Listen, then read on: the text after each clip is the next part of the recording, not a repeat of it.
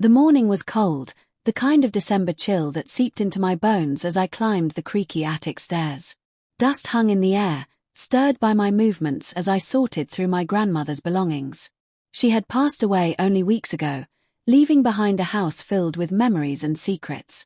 I never expected to find one of those secrets hidden beneath a dusty photo album, a yellowed envelope with my name written in her delicate handwriting. My hands trembled as I picked it up. The paper felt fragile, like it had been waiting years for me to find it. Swallowing hard, I carefully opened the envelope. Inside was a single sentence. "If you're reading this, I'm gone, and it's time you know the truth." A chill ran down my spine. My grandmother had always been a quiet woman, especially about her past. Whenever I asked about her life before I was born, she would smile faintly and change the subject. But now, this letter hinted at something she had kept hidden, something she had only entrusted to me after her death.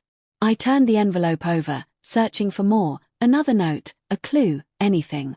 But there was nothing else. Just my name and that haunting sentence. My heart pounded. What truth had she never spoken? What could be so important that she had waited until after she was gone to reveal it?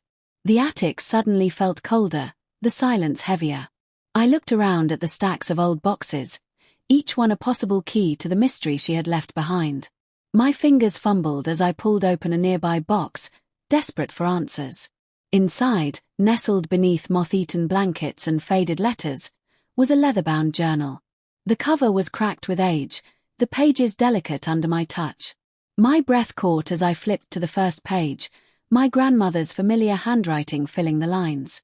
The date read 50 years ago. I had no choice. I did it to protect her. My pulse quickened. Protect who?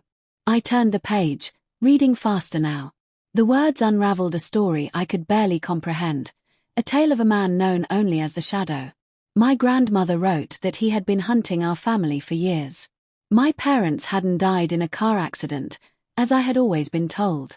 They had disappeared. And my grandmother had taken me in to keep me safe. My hands shook as I closed the journal. Was this real? Or just the ramblings of an old woman? I wanted to dismiss it as fiction, but something in my gut told me it was true. And if it was, had my whole life been a lie? I couldn't stay in that attic any longer. I needed answers. The next morning, I packed a bag and drove to the town where my grandmother had grown up. It was small and quiet, the kind of place where everyone knew each other. I stopped at a worn-down diner, hoping someone there could tell me more. As I stepped inside, the smell of coffee and fried food filled the air. An elderly woman behind the counter glanced up, her eyes widening as she took me in.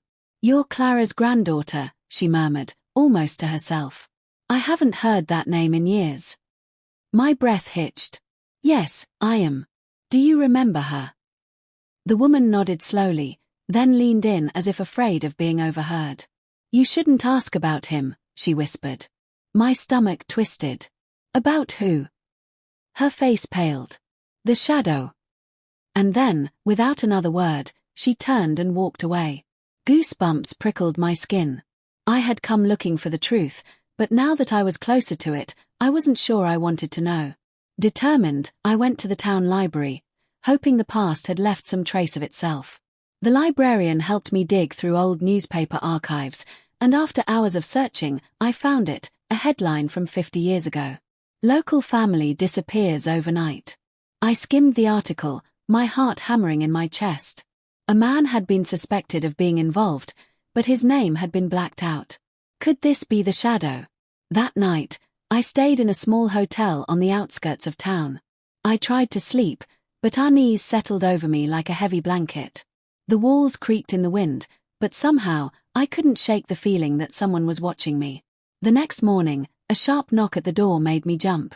When I opened it, a man in a dark suit stood on the other side.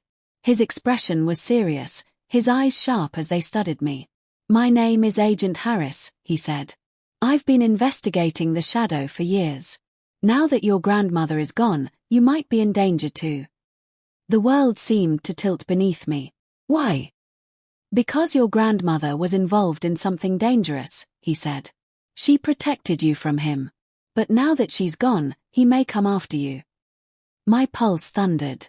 This wasn't just an old mystery, this was real. Agent Harris offered to help me, but I wasn't sure I could trust him. I told him I needed time to think. He gave me 24 hours. As soon as he left, I grabbed my bag and ran. I didn't know where I was going, just that I couldn't stay. I drove for hours, stopping only when exhaustion forced me to. I found a small cafe in the next town, hoping for a moment to breathe. But as I sipped my coffee, my hand still shaking, I noticed a black car parked across the street. Someone was watching me. My heart pounded so hard I could hear it in my ears. Was it him? The shadow? Or was it Agent Harris, watching from the shadows, waiting for me to make a move? I didn't know who to trust anymore. I forced myself to stay calm, dropped a few bills on the cafe counter, and walked out into the crisp air. The small town street was nearly empty, but I wasn't alone. Footsteps echoed behind me. Slow. Deliberate. I turned sharply. An old man stood a few feet away, his gaze steady, his face lined with age and something deeper, knowledge, maybe even regret. "Clara told me about you," he said, his voice low but firm. "She knew this day would come." The mention of my grandmother's name sent a chill through me. "Who are you?" I demanded. "George," he answered simply. "A friend of hers." He reached into his coat pocket and pulled out a small, tarnished key. He held it out to me, his fingers slightly unsteady. "This opens a safety deposit box at the bank," he said. "Everything you need to know is inside." Before I could ask anything else, he turned and walked away, vanishing into the quiet streets as if he had never been there at all. I stood frozen, the key pressed into my palm, my mind spinning. What had my grandmother left for me? Was it another secret? Another truth I wasn't ready to hear? I wasn't sure, but I had to find out. Without hesitation, I drove straight to the bank. The cold metal of the key burned in my grasp as I unlocked the safety deposit box and pulled it open. Inside, a neat stack of old documents rested alongside a small USB drive. I took them out carefully, my fingers trembling. The papers were legal documents. My heart clenched as I read them. Proof that my grandmother had legally adopted me after my parents had disappeared.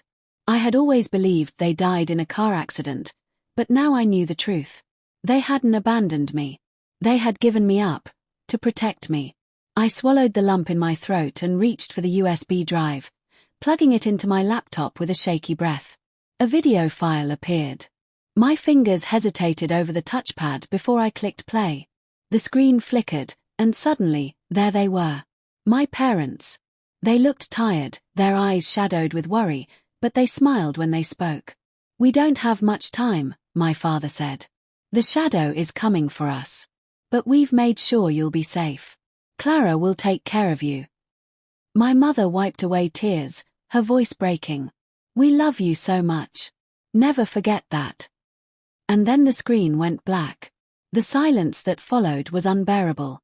Tears blurred my vision as I sat in the dim bank vault, gripping the laptop as though it could somehow bring them back. All these years, I had believed they were gone, that they had left me behind. But they had loved me. They had fought for me. And now, because of the shadow, they were gone. I clenched my fists. Who was he? And why had he destroyed my family? I couldn't live with the questions. I needed answers. And more than that, I needed justice. I grabbed my phone and called Agent Harris. "I found something," I said. His voice was calm but urgent. "What did you find?" "A video," I hesitated, unsure how much to reveal. "Proof that my parents knew the shadow was after them." He exhaled sharply. "We're close to catching him," he said. "But you need to stay hidden until this is over." Something in his voice made me pause. He sounded relieved. Too relieved. I had a sinking feeling in my gut. I agreed to lay low, but I didn't trust him. Not completely. Not yet. Instead of hiding, I started my own investigation. I tracked down my parents' old friends, searching for any fragment of truth they could offer. Slowly, a pattern emerged. The shadow wasn't just one man. He was part of something bigger. A network of criminals, a web of power that had swallowed my family whole. I needed help. I hired a private investigator, a man with experience in uncovering secrets buried deep. Together, we dug into the Shadow's operations. Smuggling, blackmail, disappearances. My parents had found evidence that could have exposed him, and that was why he had come for them. A fire burned inside me. He had stolen everything from me. I wasn't going to let him get away with it. One night, my phone rang. The investigator's voice was urgent. "I found something," he said. "A lead.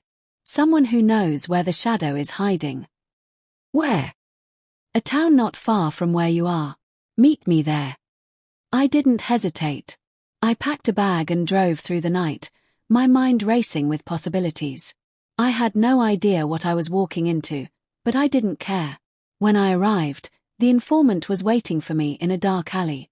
He was jittery, glancing over his shoulder as though someone might be watching. "The Shadow is still out there," he whispered.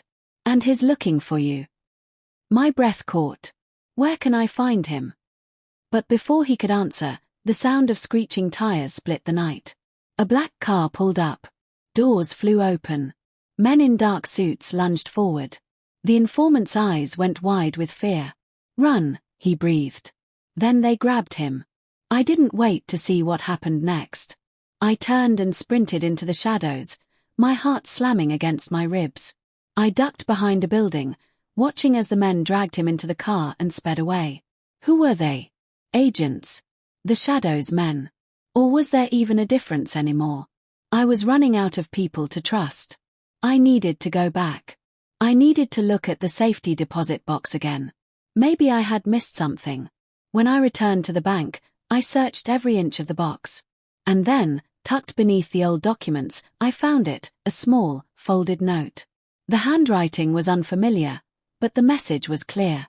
"The truth is closer than you think. Trust no one." My breath caught in my throat. What did it mean? Was someone watching me right now? I left the bank, my hands cold, my pulse hammering. My every instinct screamed that I was being drawn into something bigger than I had ever imagined. I couldn't run forever. I couldn't hide. The Shadow was out there. And he knew about me. I had a choice.